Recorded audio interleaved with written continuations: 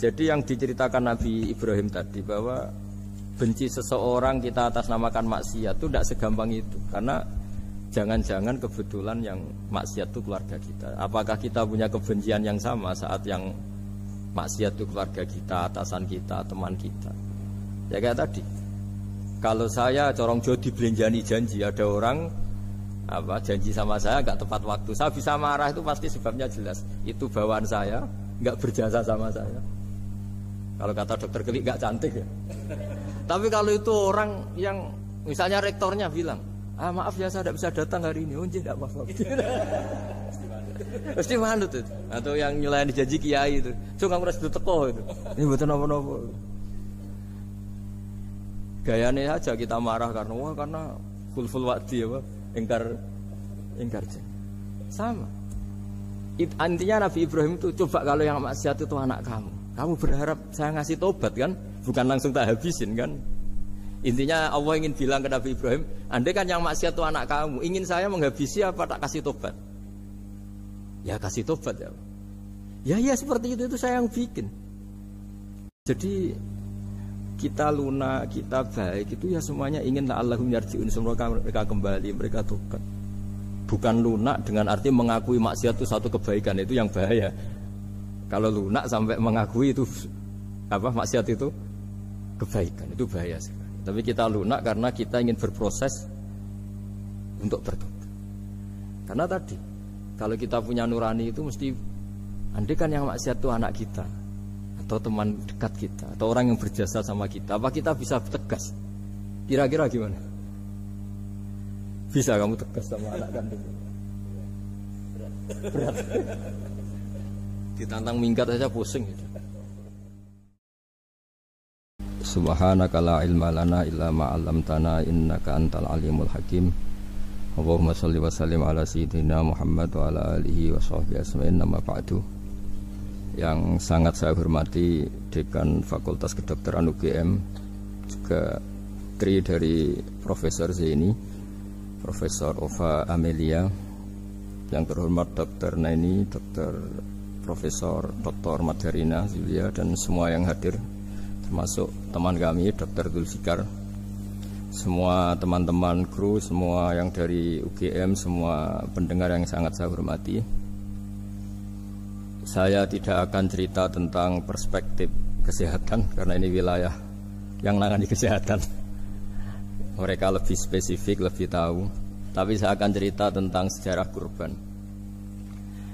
Tanggal 17 Juli yang lalu kami pas sowan Pak Quraisy Shihab. Beliau adalah teman Profesor Zaini, abahnya Mbak Ova ketika di Al-Azhar. Ketika Profesor SMA di sana, Pak Quraisy, itu Pak Zaini kakak angkatannya. Jadi dekat sekali, dan alhamdulillah kemarin Mbak Najwa juga sambung langsung sama Profesor Ova lewat adik saya, Mama itu. Dan ini itu Bufa, sangat penting ya. Jadi kalau dalam tradisi agama itu silaturahim adalah menyambung sesuatu yang seharusnya tersambung.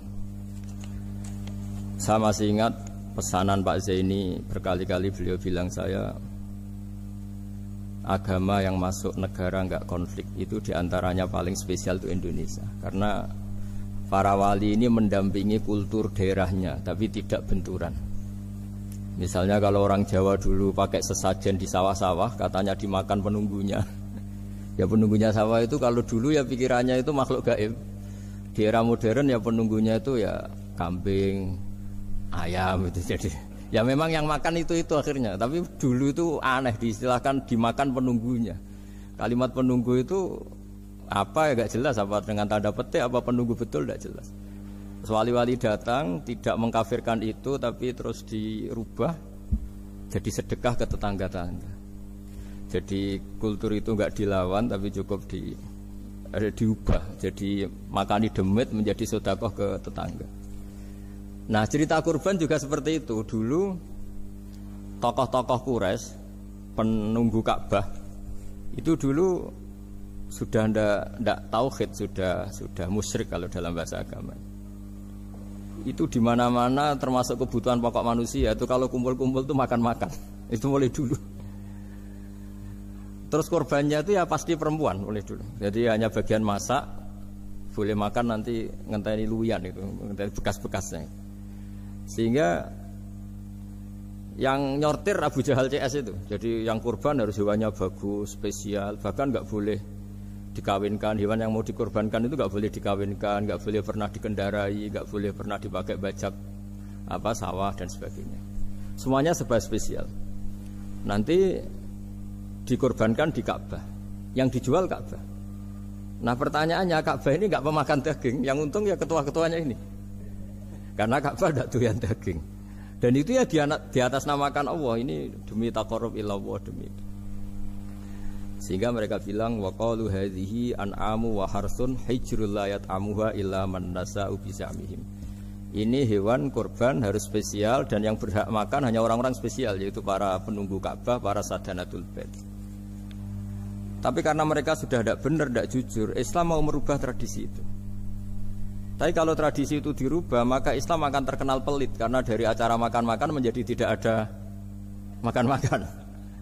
Jadi kadang kebenaran itu harus diganti dengan sesuatu yang tidak ekstrim, karena tadi dari acara makan-makan menjadi sama sekali nggak makan-makan. Maka terus diganti oleh Islam dengan kalimat udhiyah, dengan kata kurban.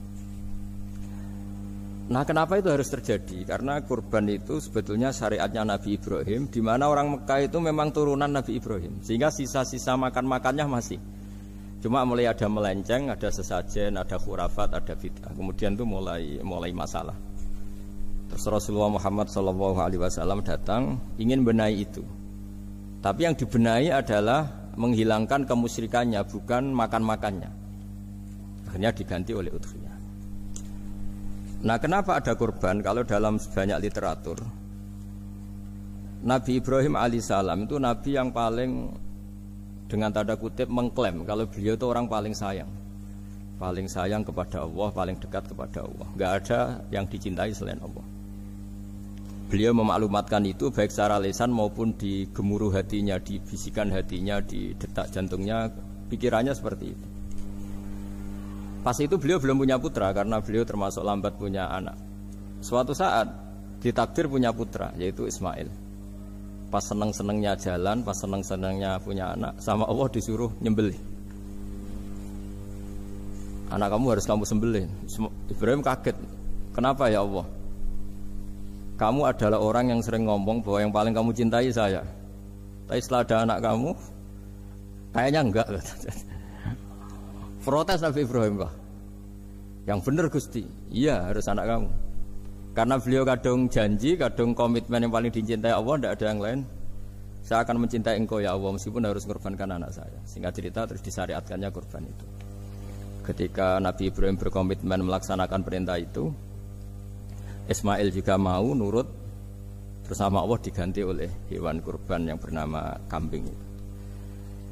Sehingga versi cerita itu bahwa Allah akan maklumi ketika orang mencintai Allah secara serius, bersamaan dengan itu orang juga mencintai anaknya dengan proporsi masing-masing. Itu di khazanah-khazanah yang saya baca. Versi kedua, tapi ini nanti nggak perlu dipertanyakan. Nanti kalau UGM tanya itu versi yang paling baik, yang paling benar gimana? Yang tanya juga bid'ah, yang jawab juga bid'ah nanti. Karena itu wilayah yang kadung terjadi. Jadi kalau dalam ilmu hadis itu, kalau kadung terjadi, mau kamu unggulkan yang mana, tetap saja yang terjadi hanya satu, mau kelewat. Beda dengan istihad solusi. Karena mau terjadi ya kita uji coba. Kalau nggak cocok yang A ya cocok alternatif B, alternatif C. Kalau sudah kelewat, mau gimana? Kalau salah ya salah aja kan. Versi kedua begini. Semoga versi kedua ini yang benar. Kalau ini benar, keren. Nabi Ibrahim itu memaklumatkan diri. Kalau dalam bahasa Arab itu iddia itu mengklaim bahwa dia adalah orang yang paling sayang terhadap makhluk Allah, semua hamba Allah. Terus beliau diterbangkan ke langit. Ya karena UGM ini lembaga akademik, nanti saya baca teksnya. Kalau bahasa Arabnya itu takbirnya. Diterbangkan ke langit, ke alam malakut. Ya tidak usah ditanyakan cara terbang gimana, nanti ribet nanti itu. Setelah diterbangkan di langit, Wa kadzalika nuri Ibrahim malakutas samawati wal ardh, diperkenalkan alam langit terus dipertontonkan. Itu ada sekian hamba Allah yang nyabu, yang ngefly, yang dugem, pokoknya yang maksiat-maksiat itu. Ibrahim ditanya sama Allah, gimana itu mereka menurut kamu? Damirhum, habisi saja Allah. Mereka makan rezekimu, hidup di bumimu, tapi mereka tidak mengindahkan engkau. Matikan saja. Sama Allah diturutin. Jalan-jalan lagi sampai 3 kali peristiwa tempat-tempat maksiat itu dihabisin sama Nabi Ibrahim. Beliau minta sama Allah supaya itu dihabisin. Singkat cerita, terus beliau diturunkan sama Allah. Setelah diturunkan, ya Allah tidak jawab, tidak apa. Allah itu punya sunnah, punya tradisi. Dengan nabinya itu tidak jawab. Suatu saat Nabi Ibrahim disuruh bunuh anaknya, disuruh nyembelih. Protes kan? Huwa samratu fuadi. Ini kekasih saya, putra saya. Kenapa engkau nyuruh membunuh? Terus kata Allah, kamu tidak ingat di malam kamu saya mi'rajkan melihat hamba-hambaku, dan itu yang bikin aku, dan saya cinta sama mereka yang bikin saya. Kamu enak saja minta dibunuh. Sengkerian gantian saya yang minta, kamu tidak nurutin gitu. Kamu pas minta saya tidak tak pikir, langsung tak turutin. Kenapa saya yang sekarang minta kamu mikir gitu. Tapi huwa samratu fuadi, itu buah hati saya. Dan memangnya makhluk-makhluk itu makhluk siapa? Saya yang bikin. Kamu enak saja nyuruh bunuh. Nah semenjak itu jadi kearifan kita. Makanya Mbak Ova ini kalau guyonan di dunia kiai, kalau ada majikan bentak pembantunya yang salah meletakkan piring atau gelas, pasti cara berpikir mesti pembantunya ada cantik. Karena kalau salah tok kok dia cantik, itu mesti mikir. Nggak bisa orang bentak orang cantik gitu. Jadi sama, misalnya saya janjian sama Gus Fikar, janjian Gus datang hari Senin gini-gini, ternyata beliau nggak datang. Kalau saya tidak punya utang, tidak atasan saya pasti marah. Sudah janji kok gini-gini. Saya bisa marah itu sebetulnya sebabnya itu 2. Saya kecewa dan dia tidak punya jasa. Tapi yang diomongkan hanya, wah, semua kamu khulful wa'di apa? Enggak tepat. Coba kalau ini atasan saya jadi dosen karena beliau misalnya. Saya punya utang beliau. Mbok nyulayani janji apa kan? Nggih mboten napa-napa. Sama. Ada majikan mencintai pembantunya karena sangat cantik. Mana ada mencahno piring. Omahe dirubahno itu ndak apa-apa gitu. Sama. Makanya ada guyonan di dunia kiai itu, ada anak perempuan kan nggak lazim ya perempuan pakai GL Pro kalau dulu, mungkin sekarang pakai Ninja, pakai celana jin. Sopo iku wong luput suwo itu? Siapa itu perempuan kok gitu? Niku ponakane jenengan Mbah, astagfirullah, muga-muga pangeran nyepuro. Jadi langsung rubah dari maksudkan menjadi ndak karena keluarga. Nah, jangan-jangan kebencian kita pada maksiat itu oke, kita wajib benci maksiat, tapi tetap ada catatannya. Plus yang maksiat itu tidak orang yang terkait dengan kita. Coba kalau yang maksiat itu orang yang terkait dengan kita, itu anak kita, ponakan kita, mungkin istri kita, paling mintanya ya Allah ampuni. Sama-sama maksiat, yang satu minta dihabisin, yang satu kita minta diampuni. Fair gak kita sebagai manusia? Tidak fair. Tidak fair. Nah, iya gak fair ya. Apa ya fair? Mikir. Makanya kalau ada guyonan, ya itu tadi. Ada supir salah dimarahin, pasti supir ini belum pegang rahasia. Tapi kalau sudah pegang kartu, si majikannya punya apalah gitu, simpanan gitu. Wah ini pegang, berani marah gak tuh? Tidak ada. Ini dokter klinik juga ada masalah. Itu pengalaman sekali. Jadi itu guyonan kiai. Makanya jadi manusia itu gak pernah adil sebenarnya. Makanya Allah pernah mensifati manusia itu wa kanal insanu zaluman jahula. Manusia itu sangat zalim dan sangat bodoh. Kalau misalnya jenengan tanya, orang soleh pun itu gimana? Orang soleh asal manusia tidak nabi, itu ya mesti ada zalimnya. Makanya kalau dalam kitab hikam diterangkan, kitab hikam itu kitab yang olah manusia. Itu menyebut begini, manusia itu siapa? Dijawab, manusia itu mangkanat mahasinuhu masawiyah. Orang yang ketika baik saja salah, apalagi ketika salah. Kita misalnya punya toko laris gitu, doanya mustajab, laris, pembelinya banyak, kualitasnya bagus. Pasti ada toko sekeliling yang megap-megap karena orang sekarang ke kamu kan gitu. Sama di kampus ya gitu, kalau ada kampus besar yang lain pasti ke masjid terhalangi karirnya. Di semua Sehingga orang supaya terus merasa salah, Rabbana dzalamna anfusana, meskipun kita sedang benar pun. Saya termasuk kiai yang kalau ngelepas haji, mungkin yang haji itu mangkel. Karena saya tidak pernah muji-muji haji, meskipun saya melepas orang haji. Umumnya kiai kalau ada orang haji kan dilepas haji mabrur, tidak ada lain balasan kecuali surga. Saya tuh karena pernah kecil, pernah dengerin masyarakat. Itu ngenes ketika si kiai pidato tadi ternyata ngenes. Ngenesnya seakan-akan surga itu hanya milik yang haji. Wah, nak koyo kula sepundi Gus wong kula ora kelar kaji. Semenjak itu setelah saya jadi kiai ya dendam juga. Akhirnya setelah saya jadi kiai kalau ngaji orang yang haji mabrur balasannya surga, orang yang fakir sabar juga surga, orang yang sering dimarahin istri juga surga. Kata pokoknya surga terus. Sampai yang mau haji itu, Gus, gimana kok bahas kita kok sama dengan mereka? Ya karena saya ada ulama pesanan kata gitu. Jadi artinya gini, ketika Anda muji ibadah haji, jangan kira yang ngenes tidak banyak, yang ngeluh juga banyak karena mereka ada takdir gak mampu haji. Itu hebatnya Islam. Islam juga datang dengan solusi-solusi. Misalnya Jumatan itu hajinya orang miskin. Orang yang ingat Allah mulai subuh sampai matahari terbit juga sama dengan umroh.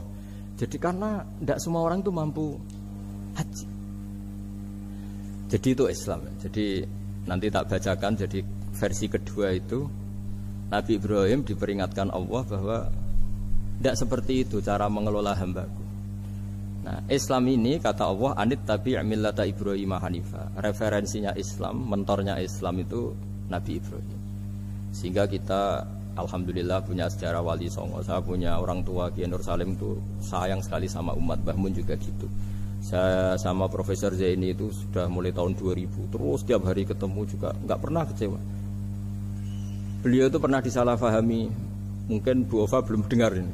Pernah disalahfahami karena beliau itu tangan kanannya kan agak kuat. Jadi kalau ngambil papa itu pakai tangan kiri. Itu pernah disalahpahami ya, mungkin orang hasud karena tidak mengkonfirmasi langsung mengklaim beliau itu kiai profesor kalau apa-apa pakai tangan kiri. Kira-kira pertanyaan sunnah rasulnya mana kan gitu. Beliau itu ya hanya corong Jawa itu berambang, agak nangis tapi tidak sampai keluar air mata tapi berambang. Beliau bilang gini ke saya. Seharusnya gimana Mas Pak? Ya kalau Pak Zaini ingin jadi wali ya tidak usah menjelaskan. Kalau Pak Zaini ingin menjelaskan berarti ingin diakui makhluk. Tapi kalau nggak dijelaskan mereka salah paham terus. Tapi cepat jadi wali karena sudah mulai mengabaikan apa kata mereka. Tapi kalau menjelaskan ya enggak, ya lama jadi walinya. Tapi bagusnya orang nggak salah paham. Pak Zaini tertawa-tawa. Jadi wali apa enggak? Jadi saya tuh lama sekali sekamar dengan beliau ada di Badan Wakaf ya Mas Fajar ya. Badan Wakaf yang atas itu kan dulu tempatnya Pak Rektor kan kosong. Nah itu kita tempati sama Pak Zaini bertahun-tahun tiap hari diskusi. Dan nggak pernah ceritanya beliau itu penting. Karena seneng guyon, memang khasnya ulama itu seneng guyon. Kemarin saya ketemu Pak Kures, beliau cerita saya ini punya idola Gus Pak. Kalau manggil saya Gus kadang ya Pak. Dulu beliau doktor filsafat. Lama-lama jadi Syekhul Azhar. Itu kalau ke kuliah pakai bis kata Pak Kures pakai bis. Suatu saat di Al Azhar itu kan beda dengan di yang lain ya, agak-agak modern. Si gurunya ini beliau itu karena banyak yang berdiri, beliau duduk ada perempuan berdiri terus yang lelakinya berdiri terus jatah duduknya dikasihkan perempuan. Perempuannya itu pakai pakaian yang agak minim, agak seksi lah agak minim. Terus si Syekhul Azhar tadi saat itu belum Syekhul Azhar, punya 2 permen. Ini ceritanya Pak Kures punya 2 permen terus. Yang satu sudah dibuka, yang satu masih bungkusan masih ditawarkan. Silakan Mbak kamu milih yang mana? Milih yang masih itu. Padahal bukanya itu supaya lebih gampang. Ternyata milih yang masih bungkusan. Kenapa Mbak? Ya ini lebih steril karena pakai bungkus. Oh iya. Itu pelajaran itu. Terus Pak Kures nantang saya. Gus Pak punya enggak cerita tandingan? Wah kalau saya kebalikannya Pak. Di kereta itu ada Cina. Enggak khitan ya. Ketemu sama kiai kampung. Kenapa khitan? Enggak khitan juga sama gini-gini gitu. Terus dikasih pisang. Terus dimakan, dikupas dulu. Kok udah langsung aja. Terus kata Pak Kuras, nah ternyata sama Pak Zaini sama Pak Kuras itu dibalik ke profesorannya. Ceritanya itu ya guyon terus. Karena memang agama ini itu kalau masalah kebenaran itu serius. Tapi dibalik kebenaran ini yang perlu dicatat oleh semua yang mencintai agama ini, bahwa Allah itu tidak butuh taat kita. Dan Allah tidak akan gagal sebagai Tuhan karena maksiat kita.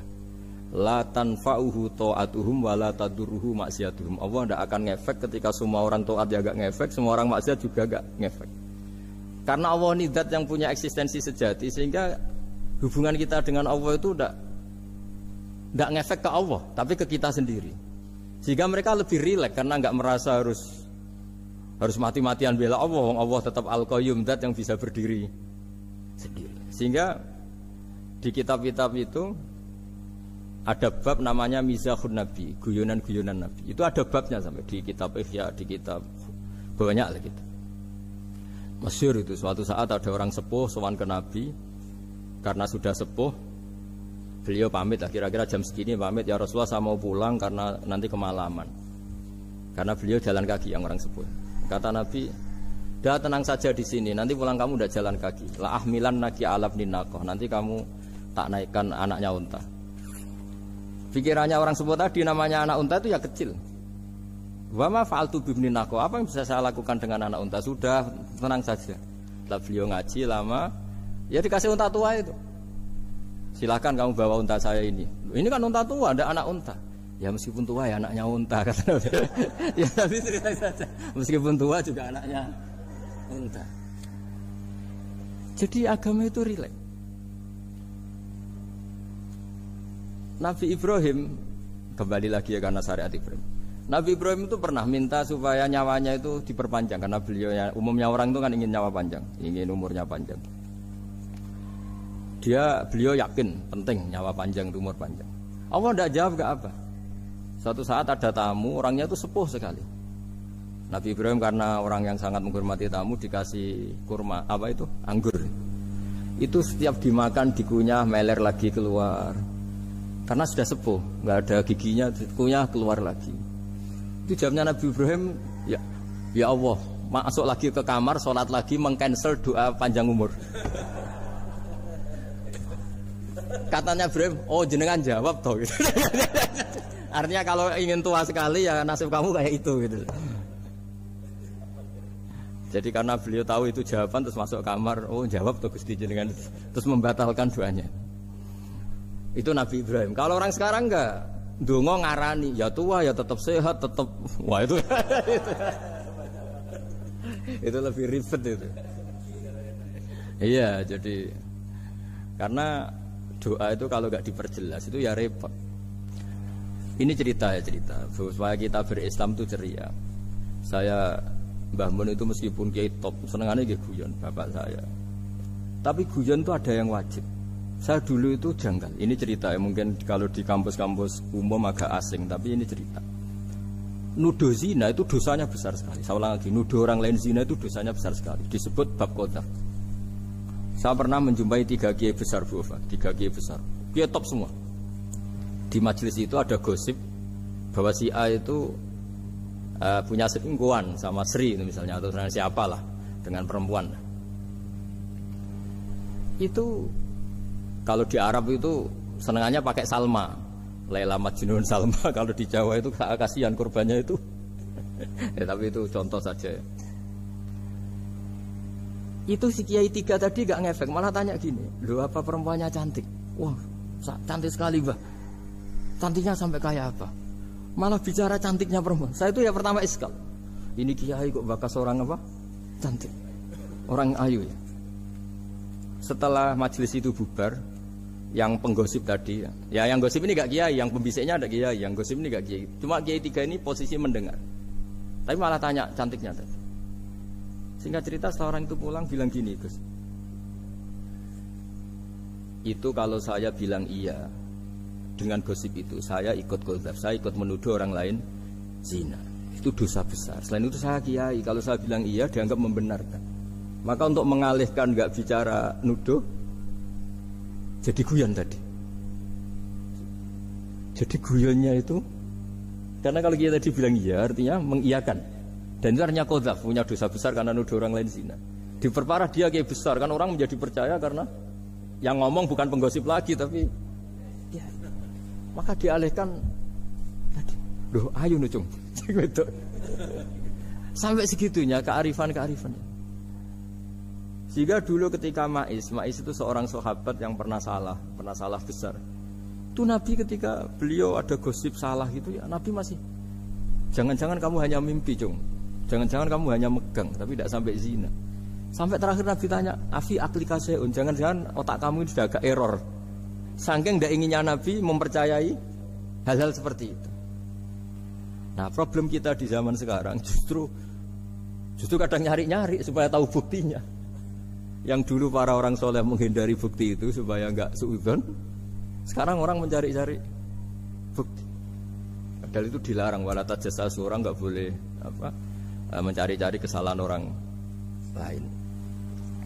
Nah, itu kearifan-kearifan yang saya dapatkan dari Bapak, dari Mbah Mun, dari Pak Zaini, dari Pak Gures. Mereka orang-orang yang luar biasa menghindari ngomong penting. Sekarang itu orang banyak yang sering ngomong penting. Sebenarnya itu malah salah. Karena kalau ngomong penting itu vonis terhadap orang lain. Dan kalau kamu rileks, tidak. Nabi dulu itu rileks sekali. Ketika beliau ngaji gini, terus ada pemuda lewat bawa cangkul mengabaikan pengajian Rasulullah. Banyak sahabat bilang, celaka orang itu, ada Nabi ngaji kok tidak ikut. Jawabannya Nabi unik. Jangan-jangan dia punya keluarga yang harus kerja, dan kalau harus kerja untuk nafkah keluarganya itu juga ibadah. Itu ya sunnah saya. Jadi Nabi rileks saja, tidak tersinggung, tidak. Nah, kenapa kita butuh rileks? Karena kebenaran sekali dipaksakan itu jadinya benturan. Dan itu wali-wali Songo itu dulu sudah berpikir seperti itu. Sehingga Pak Zaini yang sering ngendikan sama saya, kita ini bisanya mengikuti Mas Bah, kalau manggil saya Mas, tidak bisa benturan. Sehingga tadi ada modifikasi dari sesajen menjadi sedekah, dari apa menjadi apa. Jadi tidak langsung benturan. Dan itu khazanahnya, bacaan-bacaannya banyak sekali. Termasuk peristiwa Udhiyah tadi. Jadi dulu kurban itu dipakai ajang orang-orang tokoh Quraisy supaya dapat daging yang bagus, di atas namakan Ka'bah. Jadi agama ini dijual mulai dulu. Sekunane kuno agama ini dijual. Dan agama mulai dulu ya prospek. Ka'bah itu bisa menyedot wisatawan berapa, wisata religi. Sehingga dulu ada Ka'bah tandingan, perhitungannya juga ekonomi. Jadi mulai dulu itu ya sudah seperti itu. Mau apa Bang, Allah bikin dunia seperti ini. Jadi mulai dulu agama itu ya, sampai orang Yahudi gak mau iman sama Nabi ya pikirannya sederhana. Kalau saya tokoh banyak yang sowan, banyak yang ngasih-ngasih. Kalau saya ikut Muhammad, saya anak buah, yang ngasih saya siapa? Jadi perhitungannya juga ekonomi. Jadi ketika Abraham mau bikin Ka'bah tandingan, itu perhitungannya juga ekonomi. Jadi ribet kan memang kalau manusia itu sudah ribet.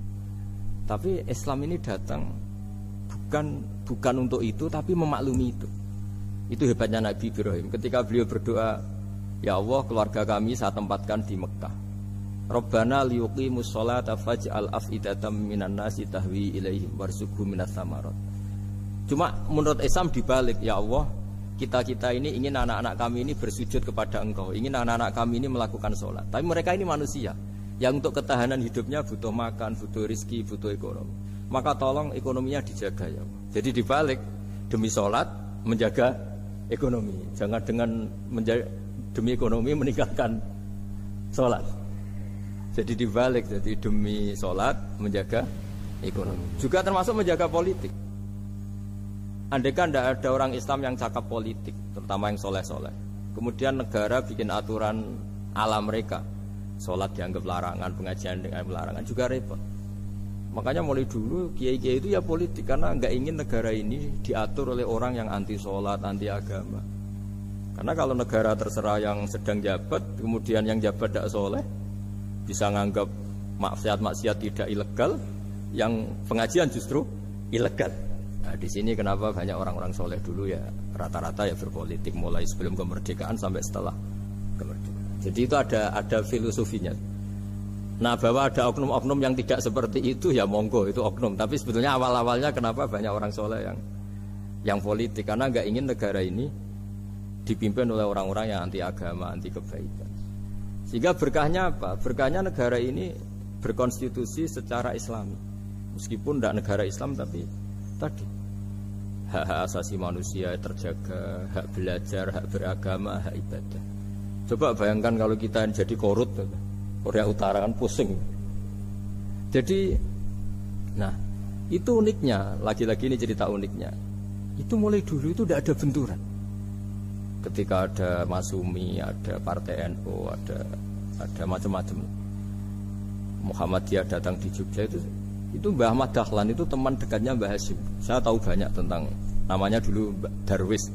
Itu dulu ngajinya sama pernah buyut-buyut Qiyami di sini. Dulu ngaji Mbah Soleh Darat, Mbah Ahmad Dahlan sama siapa itu Mbah Hasyim. Ketika di Mekah yang Mbah Ahmad Dahlan ngaji Syekh Khotib Minangkabau itu ya sama Mbah Hasyim. Nah kebetulan Mbah Ahmad Dahlan hidup di Jogja yang zaman itu sudah khurafatnya kayak apa, karena ada sistem agama yang sangat menurut beliau sangat jauh dari Islam yang murni. Terus beliau revolusinya seperti itu. Yang Mbah Hasyim nempat di Jombang. Nah itu kan murni ilmu sosial, murni muqtadul hal. Terus beliau punya metode yang berbeda, tapi nggak masalah, mulai dulu nggak masalah. Kemudian jadi kalau yang kadang-kadang memasalahkan tuh ya memang ya nggak tahu masalah. Sebenarnya dulu itu ya biasa aja, karena ya itu urusan metode, urusan. Saya teruskan masalah udhiyah. Jadi yang diceritakan Nabi Ibrahim tadi bahwa benci seseorang kita atas namakan maksiat itu tidak segampang itu, karena jangan-jangan kebetulan yang maksiat itu keluarga kita. Apakah kita punya kebencian yang sama saat yang maksiat itu keluarga kita, atasan kita, teman kita? Ya kayak tadi. Kalau saya corong jo dibelanjani janji, ada orang janji sama saya nggak tepat waktu, saya bisa marah, itu pasti sebabnya jelas. Itu bawaan saya nggak berjasa sama saya. Kalau kata dokter Keli nggak cantik ya. Tapi kalau itu orang yang misalnya rektornya bilang, maaf ya saya tidak bisa datang hari ini, tidak apa-apa.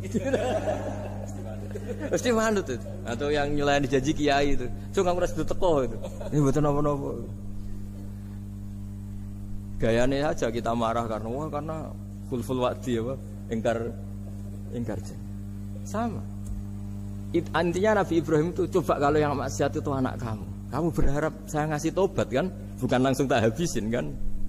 Intinya Allah ingin bilang ke Nabi Ibrahim, andai kan yang maksiat itu anak kamu, ingin saya menghabisi apa tak kasih tobat?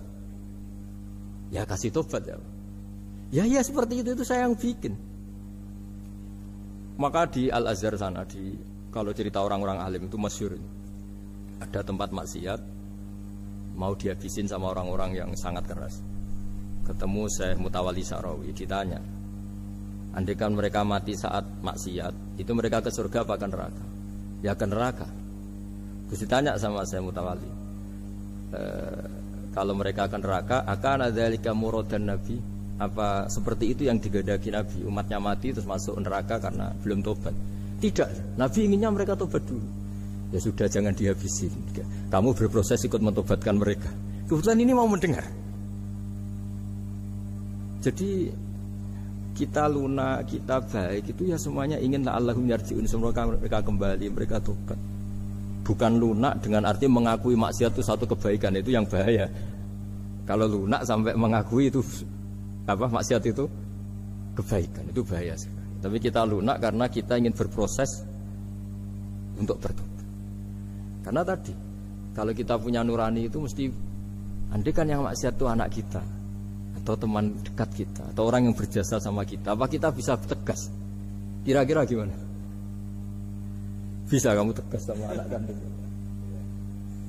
Berat. Ditantang minggat saja pusing. Ya makanya terus, ini saya baca teks aslinya ya, supaya mungkin sebagian yang punya kitabnya atau memang punya tradisi akademik supaya mendengar ini. Saya baca ini versi yang kedua ini di kitab Hikam. Kitab Hikam itu termasuk kitab pegangan para kiai, halaman 4 juz 2. diredaksikan gini, waqat adzabahu ta'ala, ini masih tentang kurban. Waqat adzabahu ta'ala khalilahu Ibrahim fi ba'di mawatinihi al-azimah. Jadi Allah kalau dalam bahasa Arab memberi teguran itu namanya takdib. Makanya kalau orang nakal itu, kalau orang Jawa bilang kurang ajar. Sebenarnya ajar itu kan tahun ajaran baru. Ajar itu kan barang baik. Ya kan disebut tahun ajaran baru. Pengajaran, ajar itu kan barang baik. Jadi kalau kurang ajar berarti kurang baik. Itu bahasa Arabnya orang yang kurang ajar perlu diajari. Itu kalau orang Arab bilang ditakdib. Diwarai toto kromo, diadabkan. Jadi belum punya adab diadabkan. Itu udah, tapi tentu Nabi Ibrahim nggak sampai kurang ajar. Ini kan cerita bahasa ya. Jadi kalau sebenarnya ajar itu udah buruk-buruk amat, kurang ajar berarti orang ini kurang pelajaran, kurang. Tapi di Jawa itu agak salah kaprah. Kalau kurang ajar itu ekstrim. Misalnya duduk di meja itu disebut kurang ajar. Sebenarnya ada se-ekstrim itu. Saya teruskan ya. Terus wa 'allamahu kaifa yatakhallaqu bihadzal khuluqil karim inda tilaihi alal asrar. Terus kan anak Ibrahim annahu arhamul khalqi qal farafa'ahu wa ta'ala hatta asyrafa ala ahlil ardi. Nabi Ibrahim diterbangkan ke langit sehingga melihat di bumi yang maksiat-maksiat itu. Faqala ya rabbi damirhum, habisi saja. Terus faqala wa ana arhamu bi ibadi minka ya Ibrahim ihbit fala allahum yatubun wa yarjiun. Jadi setelah permintaannya semua dikabulkan, dihabisin sama Allah. Terakhir, cobalah kamu sekali-kali dakwah ke mereka. Kamu belum pernah dakwah kok tahu-tahu minta mereka dihabisin. Coba kamu dakwah, jangan-jangan mereka mau kembali. Nah terus sebagian cerita itu terus diteruskan ketika suatu saat Ibrahim akhirnya diminta menyembelih putranya. Inni arafil manami anni atfahuka fangdur mata taro. Falamma tasammara lidzalik wa akhadha sikin biyadi qala Allahumma hadza waladi wa samratu fuadi wa habbun nasi ilayya. Ya Allah, ini buah hatiku, ini orang paling saya cintai. Kenapa engkau menyuruh ini supaya saya bunuh? Terus beliau dijawab sama Allah, ama ta'lamu anni rahimun bi ibadi kama anta syafiqun bi waladik. Fa idza sa'altani ihlaka 'abdi as'aluka dzabha waladik wahidan bi wahidin. Jadi kalau dulu kamu minta supaya hamba saya tak habisin karena maksiat, sekarang saya juga minta kamu menghabisi anak kamu. Tapi ini kan anak saya, sama itu hamba saya yang bikin juga saya. Nah semenjak itu Ibrahim dianggap sebagai bapak kasih sayang. Karena semenjak itu terus beliau orang yang paling sayang. Sampai ada 3 nabi yang menjadi metodenya Rasulullah SAW sebagai mentornya.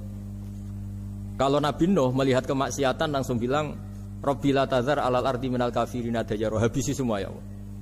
Tapi kalau Nabi Ibrahim apa? Faman tabi'ani fa innahu minni wa man asani fa innaka ghafurur rahim. Orang yang ikut saya ya karuan kelompok saya, dan yang sebelum ikut semoga engkau mengampuni. Tentu lewat proses dakwah, lewat proses.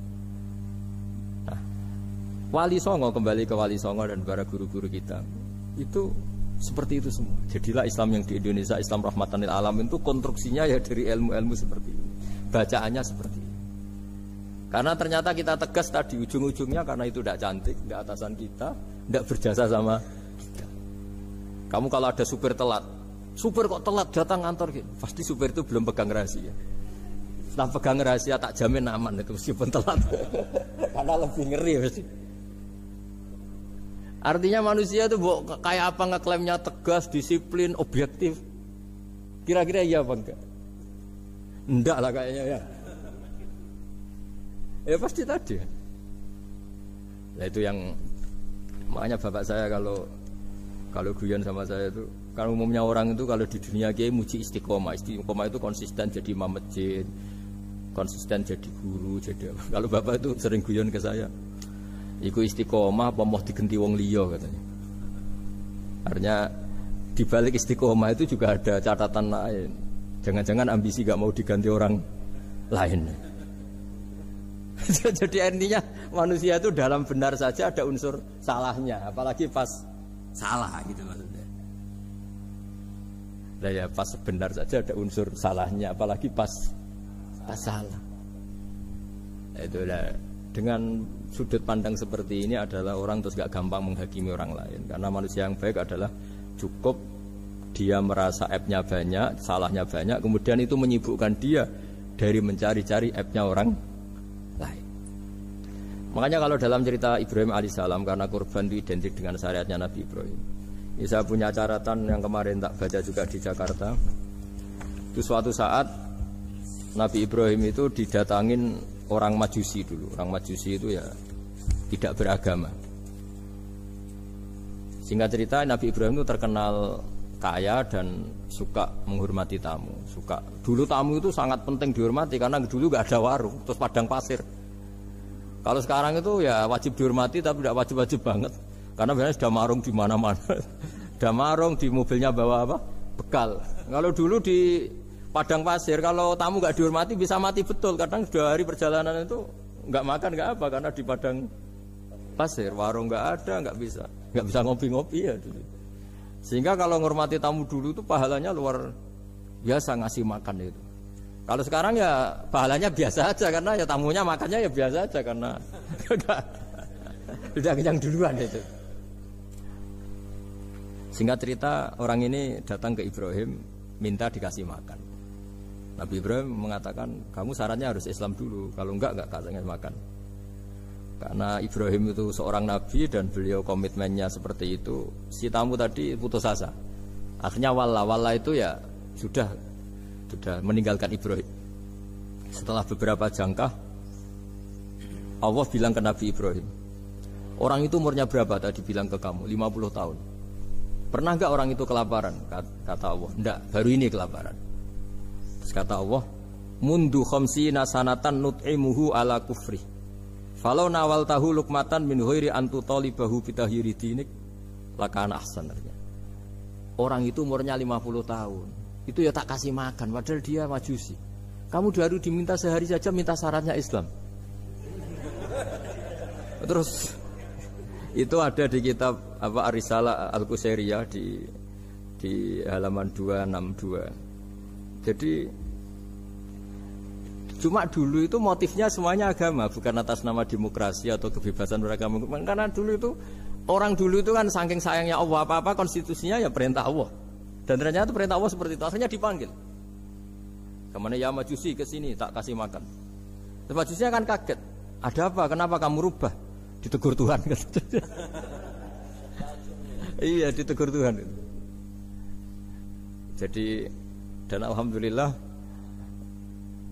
saking simpatiknya orang Majusi tadi akhirnya masuk Islam.